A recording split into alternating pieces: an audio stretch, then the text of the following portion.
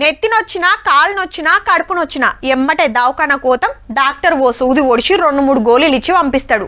అద్దం రాత్రి ఏదైనా తక్లీఫైనా ఆర్ఎంపీ తలుపు కొడితే ఉరుకొస్తూనే ఉంటాడు. లేదంటే మనమే దవాఖానకు పోయినా వైద్యం చేస్తారు. పట్నంలా జిల్లాల సుత 24 గంటలు దవాఖానలు తెరిచే ఉంటాయి. అసొంటి దవాఖానేది కాకుంటే ట్రీట్మెంట్ మనకు చేయరుల్లో మరి ఇంకా ఎవరికి చేస్తారంటే చూడుర్రి మీరే. చూస్తుంటే దవాఖాన లెక్కనే కొడుతుంది కానీ గోడల మీద బొమ్మలేంది, ఆడుకుంటానికి జారుడు బల్లలేంది అంటుండ్రా. మంచిగా చూడుండ్రి, అన్నీ బొచ్చుకుక్క పిల్లలే, పోరల బొమ్మలే. ఆవ్ పెట్ హాస్పిటల్. పట్నం గండిపేటల పెట్ ఫస్ట్ పేరుతోటి పతాకం కుక్కల కోసం పెట్టిన దవాఖానిది. అట్లాని పొద్దున్న దాకా తెరిచి రాత్రంతా మూసుండేది కాదుల్లో. 24 గంటలు ఓపెన్లనే ఉంటది. గీ మేడమే గీ ఉపాయం చేసింది. పేరు పద్మజ. ఇక బుజ్జి కుక్కని తీసుకురాగానే మొదలు ఇట్లా బరువు కొలుస్తారు. ఆ టెన్క గేమింగ్ జోన్ లా ఆడిపిస్తారు.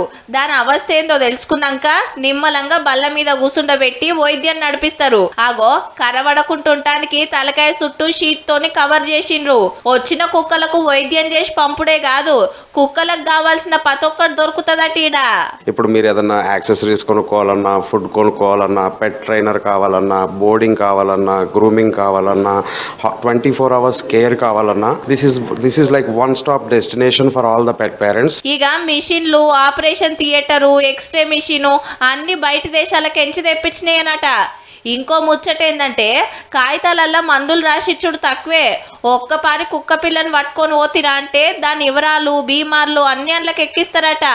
మళ్ళీ ఎప్పుడు వచ్చినా మున్పు ఏ మందులు ఆడకం చేసిండ్రు, ఇప్పుడు ఏమి ఇవ్వాలనేది డాక్టర్ల కలకగా అవుతుంది.